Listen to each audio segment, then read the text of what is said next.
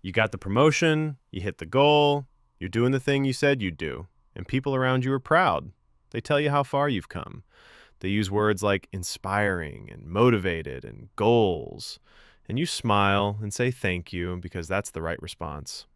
But late at night, when the noise dies down and it's just you and your thoughts, there's this quiet, unsettling feeling sitting in the corner of your chest. Not sadness exactly, not depression, something more confusing than either of those.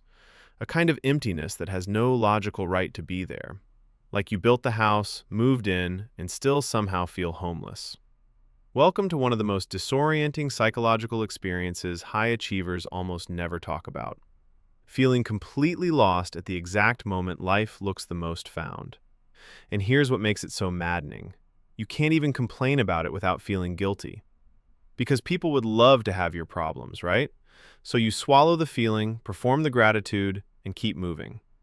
Meanwhile, something inside you is quietly screaming that this isn't it, that something is deeply, fundamentally off, and you have no idea what that something is. Let's start here. There's a concept in psychology called the arrival fallacy, and it was popularized by Harvard researcher Tal Ben-Shahar.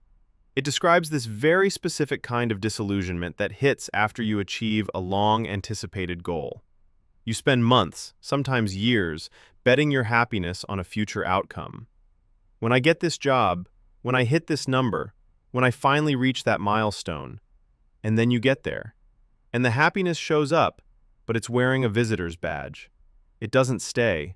It was never going to stay, because happiness was never actually living in that destination.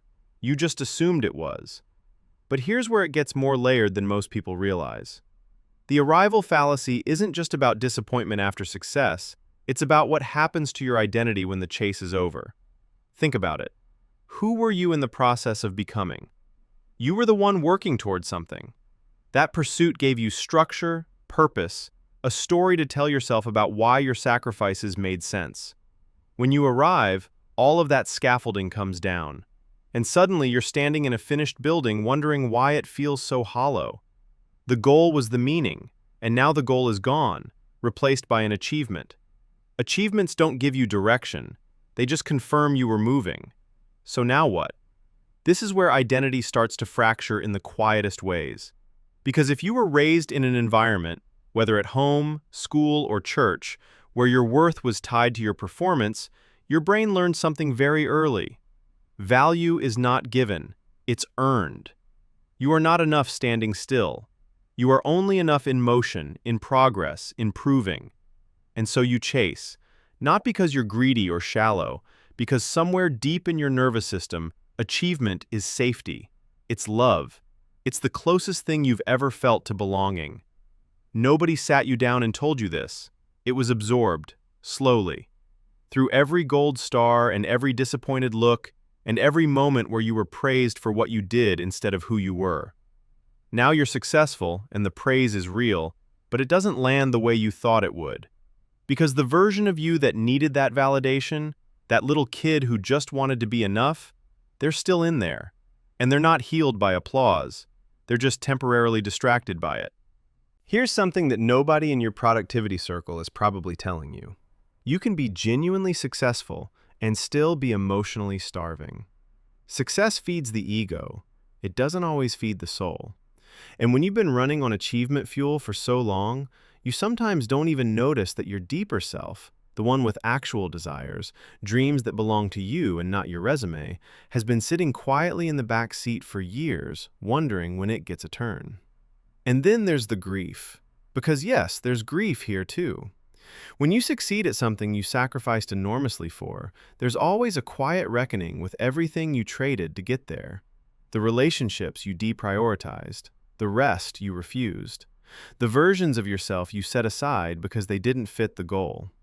You told yourself it would all be worth it when you arrived, but now you're here, and you're doing the math, and the numbers feel complicated. Not wrong, necessarily, but complicated in a way you didn't budget for emotionally. There's also something deeply disorienting about success changing how people see you. The higher you climb, the more people project onto you. They put you on a pedestal, and you feel the distance that creates, not elevation. You feel alone up there.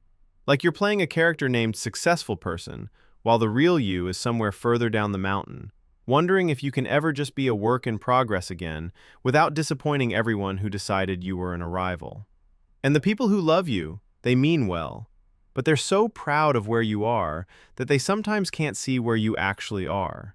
You stop saying how you really feel because the gap between what they see and what you experience feels too wide to bridge. So you manage everyone else's perception of you while silently managing an internal crisis that has no clean name. Now here's something psychologists call hedonic adaptation, and it's the reason your wins stop feeling like wins faster than they should. Your brain is literally designed to normalize. Every raise, every milestone, every achievement, your nervous system absorbs it, adjusts its baseline, and promptly starts asking what's next. What felt extraordinary last year is just ordinary now. Not because you're ungrateful, because you're human. Your brain is doing exactly what it was built to do. The problem is, nobody told you that success doesn't exempt you from this process. It accelerates it. So you keep raising the bar. Not because you're ambitious, because stopping feels dangerous. Because the moment you stop is the moment you have to sit with yourself. And sitting with yourself means confronting the question you've been outrunning. Not what am I building, but who am I when I'm not building anything? That's the real question buried under all of this, and it's terrifying, because most high achievers genuinely don't know the answer. They know their goals, they know their metrics, they know their 5-year plan, but ask them what brings them joy with no audience, no outcome, and no point, and watch how long the silence lasts. Here's what I want you to hear right now. Feeling lost inside your success doesn't mean you made the wrong choices. It doesn't mean you're broken or ungrateful or that the success isn't real. It means you're experiencing one of the most honest psychological reckoning points a person can reach. It means you've climbed high enough to see further.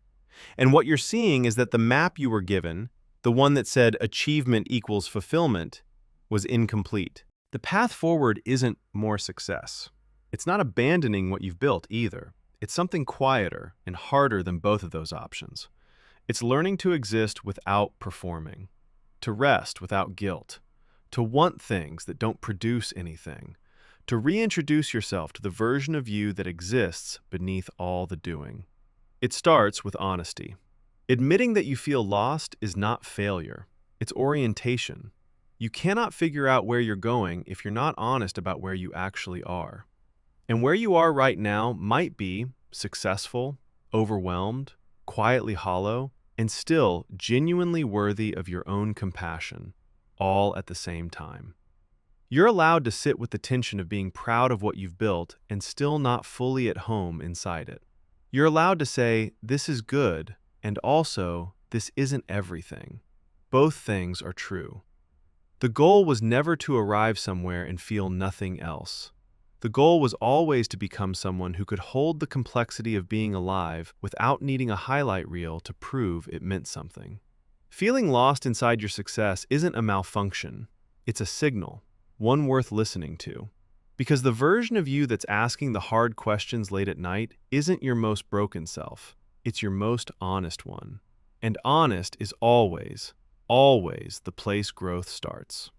If this video hit home for you, please like it, share it with someone who needs to hear this, and subscribe so you never miss a deep dive like this one.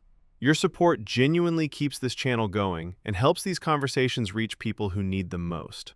And if this resonated, you're going to want to stay close because next, we're exploring something that might flip everything you think you know about love and confidence. The psychology of people who don't get jealous in relationships. What's actually going on inside their minds and what it really signals about how they love. That one is coming, and you don't want to miss it.